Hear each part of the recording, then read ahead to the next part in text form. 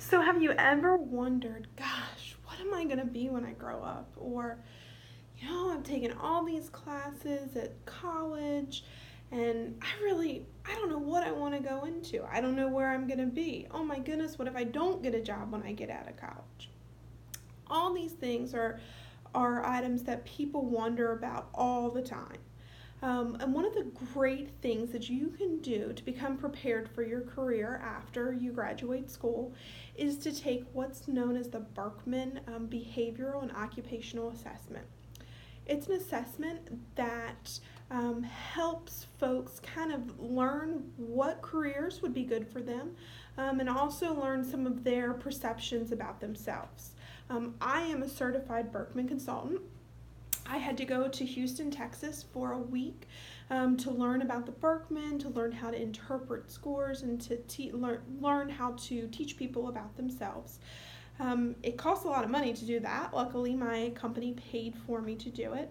And I truly believe that the Berkman assessment can benefit anyone. Doesn't necessarily have to be someone who's starting out in their career. It can be someone that maybe wants to make a career change midway through their career. It can also be someone that's having some interpersonal issues in the workplace. However, today I'm going to go over the history of the Berkman, talk about some of its relevant behavioral perceptions and components that it measures, and then talk about how it helps people make an informed career choice. So the Berkman itself was created in the 1950s by Dr. Roger Berkman. He's a PhD doctor, not an actual medical doctor. And he was an Air Force pilot during World War II, and he was also a pilot trainer during that time.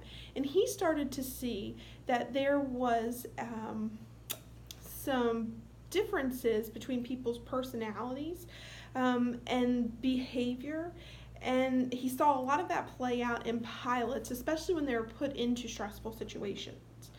So he decided that people's perceptions, so what they knew about themselves and also what people observed about them, were key in defining these behavioral and personality differences. So he created this Berkman assessment. It's a 150 question assessment. Back then in the 1950s, it was done on pen and paper. Now it's given via computer.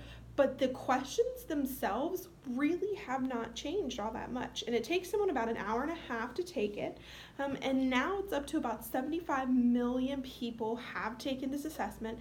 And it's used as one of the top occupational assessments by companies such as IBM, Walmart, Tyson Foods, and Purdue Farms.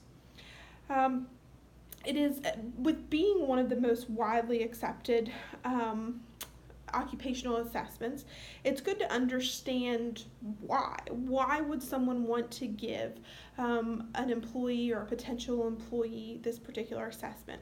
Or why would a college want to require seniors to take it? The class that when I got certified, there was quite a few college professors actually that were in there.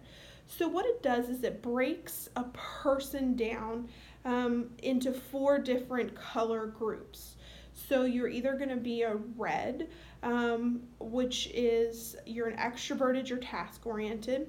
You could be green, which means that you're extroverted but you're people oriented. A yellow, meaning that you're introverted, task oriented. Or a blue, which is introverted and people oriented. And even within those colors, there's even more designations, which I'll get into.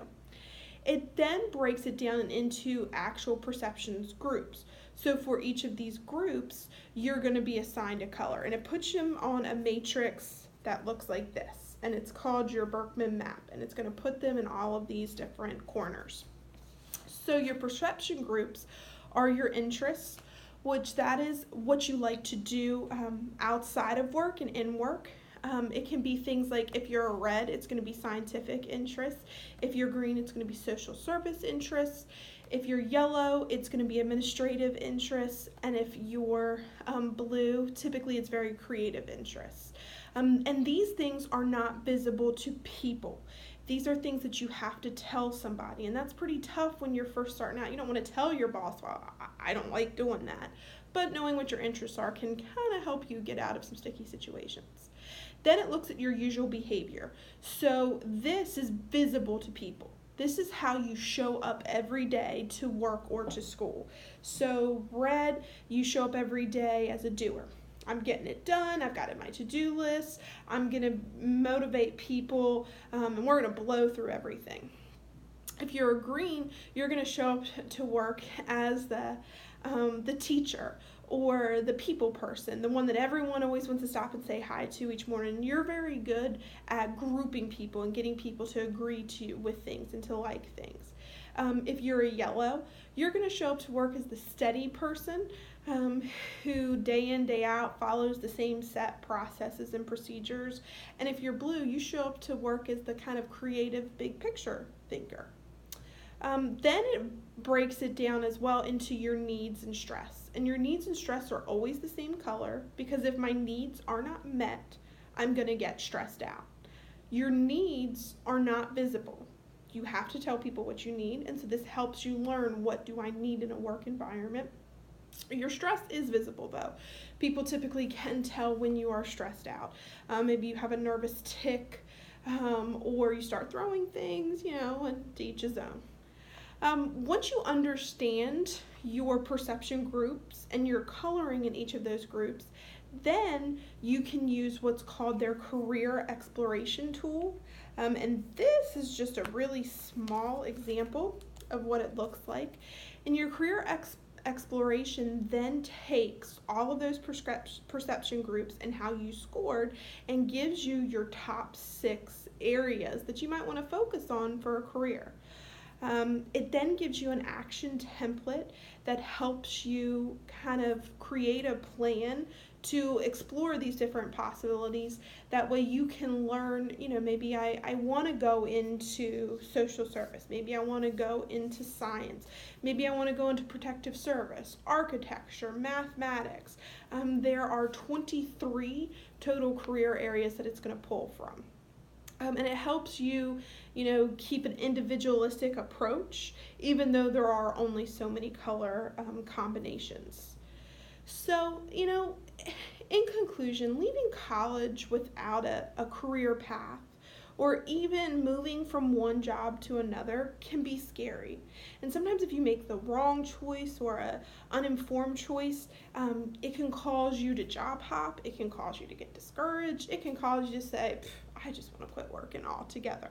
But taking the time to take a Birkman assessment or some type of occupational assessment can ultimately help guide you in the right direction. As Dr. Birkman said, the reality of what you like is your perceptions. Right or wrong, they influence everything else about you. When you get a proper perspective on your perceptions, you may be surprised at how things fall into place. So thank you, and I hope that one day, if you get an opportunity to take a Birkman assessment, you will.